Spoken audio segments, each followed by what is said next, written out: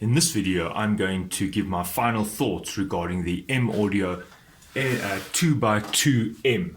And that's the unit, there it is. And I've been using it now for several months, and I'm sure that many of you know I have another very detailed video on how to use this product, and many people are asking me whether they should buy it or not, and I just want to share some of my experiences of this device since I've been using it for several months now. Now, this is my main problem. When I come to my computer, especially in the morning, as you can see, my computer is on, and if you look over here, it's showing that music is playing. If you can see, there's the little bar graph showing it's playing. I've got Placebo here. There you can see. Let's see if we can. I'm playing Placebo. I can pause it. I can press play again, and as you can see, there's no music. So what happens is the volume is pointed over here. It's quite soft, so it doesn't seem to come on. And what I literally have to do is make it very loud, and then you can see how it acted. The speaker then realizes there's a signal sitting on its input. Now, what I did do is I thought, well, maybe it's a problem with these M Audio speakers. Well, then I connected the output from the sound card on the computer directly to the speakers, and it doesn't do that. These speakers seem to always know that there's a signal on them. So I still think the problem is sitting here with the M track. So let me just sum this up again. When the volume is low, this thing seems to go to sleep. The music signal goes, it's there, and then it kind of goes offline. And then I know it's offline because I can't hear it anymore. So if you're going to use this for background music or very light, low listening at your computer or your recording desk, well, then you might run into a problem. I'm using Windows 10. It's the latest updates. I keep going to M Audio's website and getting the latest updates of the M Audio. It hasn't made a difference. I've followed the instructions about the various devices and whether they are the power options and whether they go to sleep. I've done all of those things. This guy still goes to sleep. I've adjusted the port settings for the USB-C. I've done all these things, and I've had several emails back and forth with M Audio, and I still have not been able to resolve it. They just said I must go and take this unit back. I don't think there's something wrong with the unit itself. I think it's just the way it is set up. I think it goes to sleep if the volume signal is very low.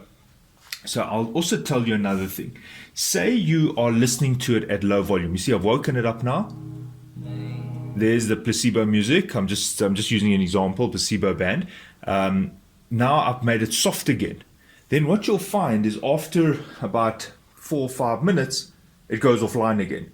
So what I'm saying is you've got two problems here. The first one is it doesn't come on after the computer has been in sleep mode. The second problem is if you leave it on light or low listening, you'll find that after a few minutes, track's changing now. After a few minutes, you'll see that it will actually go offline and this thing will go back to sleep again. So I find myself, if I'm writing a document or something and I'm sitting here with very light music, if a very low volume music, I have to keep doing that to wake the M Audio up. I have to do that or increase the volume on the computer. So I don't recommend this if you're going to use it as a light listening device. However, I do use this.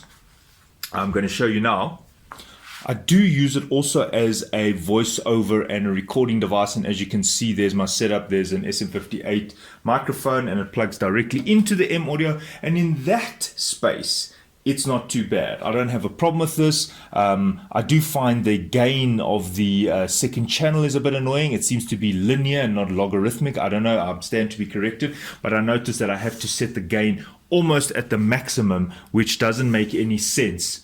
You see there's input 2, and there I have to have the gain literally at the maximum. It should be sitting somewhere there. I find that it only responds just towards the end, just like that. So that's my pet peeve. But other than that, in terms of the sound quality, the construction, I do use this quite often. It's not scratching. It looks really nice on my table. So all those things are great. But in terms of daily use, it's a bit of a headache for me. I don't like the fact that it always goes to sleep and I have to keep waking it up for background music. So If to answer all your questions on all the on my YouTube channel, all the questions I've had, would I recommend it, what, and so forth. The answer is I don't recommend it if you're going to use it as your primary listening device. But if you are going to use it for voiceover and if you're going to be doing recording, well, it's not too bad. I don't have a problem with it then. So overall, I wouldn't buy it again. I'm now still in the market for a listening